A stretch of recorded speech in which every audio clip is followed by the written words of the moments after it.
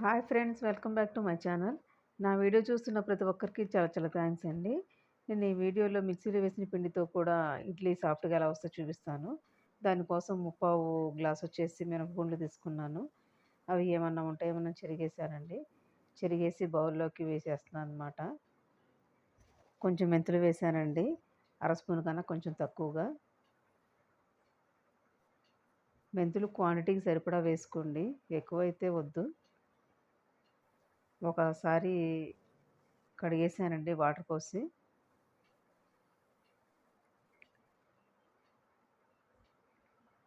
రెండోసారి వాటర్ పోసేసి నానబెట్టేస్తున్నానండి మూత పెట్టేసి. చూపిస్తున్నాను చూడండి ఇక్కడ. ఇప్పుడు ఇడ్లీ రవ్వ తీసుకున్నానండి. గ్లాసున్నర వరకు పోస్తున్నాననమాట. ముప్పావు గ్లాస్ వరకు మినపగుండ్లు తీసుకున్నాం కదండీ! కరెక్ట్‌గా డబుల్ క్వాంటిటీ వచ్చేసి ఇడ్లీ రవ్వ తీసుకున్నాను. ఇది 2 సార్లు కడిగేసి నానబెట్టేస్తున్నానండి ఒక అరగంట సుమారుగా. 10 నిమిషాలు, పావుగంట అయినా పర్వాలేదండి.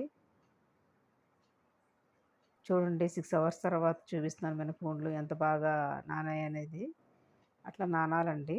5 అవర్స్‌నా నానబెట్టండి. కడిగేసానండి శుభ్రంగా. అటుకులు తీసుకున్నానండి ఇక్కడ. ఇవి పేపర్ అటుకులనమాట. ఇవి నానబెట్టాల్సిన పని లేదండి. అప్పటికప్పుడు కడిగేసి వేసేసుకోవచ్చు. చూపిస్తున్నాను చూడండి అటుకులైతే.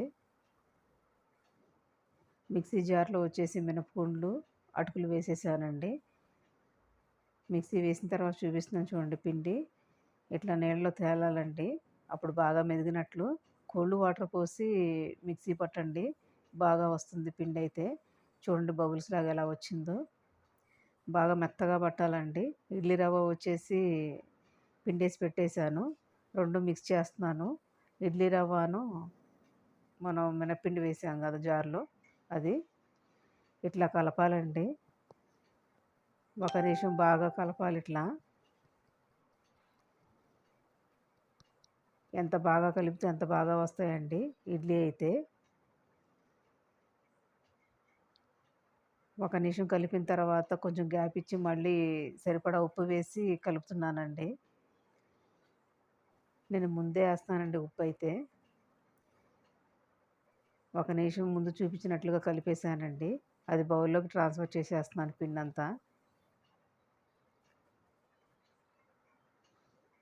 చూడండి ఇక్కడ చూపిస్తున్నాను. కొంచెం పొంగుతదేమోనని చెప్పేసి వేరే బౌల్‌లోకి కొంచెం తీసానండి.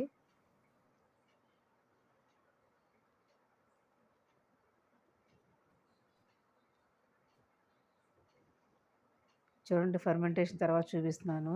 నేను 9 అవర్స్ ఉంచానండి. గిన్నె సగానికి పిండుంది గదా! కొంచెమే అయింది ఫర్మెంటేషన్ అయితే. అయినా పర్వాలేదండి.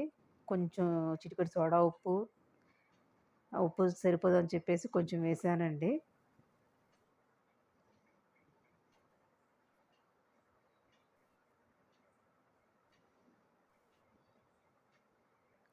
కొంచెం వాటర్ పోస్తున్నానండి. ఉప్పు త్వరగా కరగడానికి. అలా వేసి త్వరగా కరుగుతుందని. వన్ సైడే తిప్పాలండి ఇట్లా. ఇడ్లీ పాత్ర తీసుకున్నానండి. దానిలో చూడండి వాటర్ చూపిస్తున్నాను పోసాను. నిమ్మ చెక్క వేసానండి. స్టవ్ వెలిగించాను. ఇడ్లీ పాత్ర పెట్టాను. ప్లేట్‌లో ఇడ్లీ వేసి పెట్టేసానండి.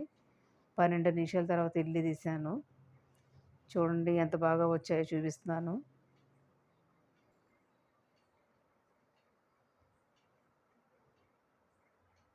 ఇక్కడ చూపిస్తాను చూడండి తీసి. ఎంత బాగా వచ్చాయనేది. చూడండి ఎంత సాఫ్ట్‌గా ఉన్నాయో. అంతేనండి. నా వీడియో నచ్చితే లైక్ చేయండి, షేర్ చేయండి, కామెంట్ చేయండి. సబ్స్క్రైబ్ చేసుకోవడం మాత్రం మర్చిపోవద్దు ఫ్రెండ్స్.